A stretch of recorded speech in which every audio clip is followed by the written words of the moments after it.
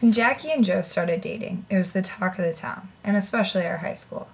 Joe was the men's volleyball star, and Jackie was the women's volleyball star, so naturally, their first date was highly anticipated.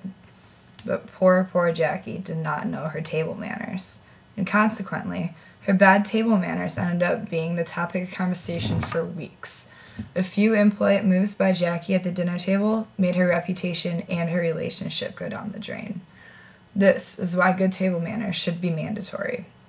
Now, there are many habits that make this my pet peeve. It's rude to start chowing down on your food before everyone else is served. You should always put a napkin in your lap, and it's definitely impolite to reach over anyone else to grab a plate of food. However, I'm going to focus on 4 bad table manners that need to be stamped into the etiquette book. First, never ever chew with your mouth open or full of food. Wait until you've finished chewing to respond to a question or to start conversation. A simple universal signal for 1 moment, please, is polite and will avoid showing the food that's in your mouth. People that chew food with their mouth open are often not aware they're doing it. Etiquette scholar says that the next time you eat, pay attention to whether you're chewing with your mouth open, and if necessary, use a mirror. If you are, please stop. No one wants to see the food in your mouth that's half chewed. Second, no slurping, burping, or smacking. The Art of Manliness says bring your food to your face, not your face to your food. You shouldn't be leaning over your food, shoveling it into your mouth. With a distance traveled of only 6 inches, instead, sit straight up, balance a single bite on your fork, and bring it directly to your mouth. And never drink your soup from the bowl. Burping may be considered a compliment to the chef in some countries, but this is America, and that's just rude. Smacking and crunching. Etiquette scholar says that eating as quietly as possible is essential to good table manners. For many people, smacking noises are as cringe-making as nails on a chalkboard.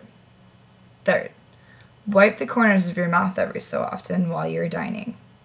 The first reason being so that food doesn't end up on the corners of your mouth, which is unpleasant to look at while you're dining across from someone. Secondly, if you still have food on your mouth and you go to take a sip of your drink, you may leave unpleasant residue around the rim of your glass. Fourth and foremost, do not sit on your cell phone while dining, but rather engage in conversation with company. From the beginning of time, the act of eating together has had a pleasant social significance.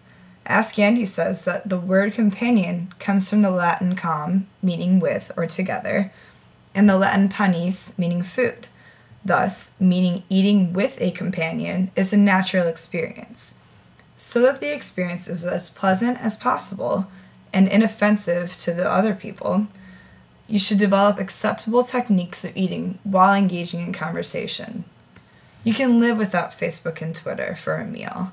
By checking your phone every 5 minutes, you're telling your dining partner that your other conversations are more important than this experience. In summation, good table manners should be mandatory.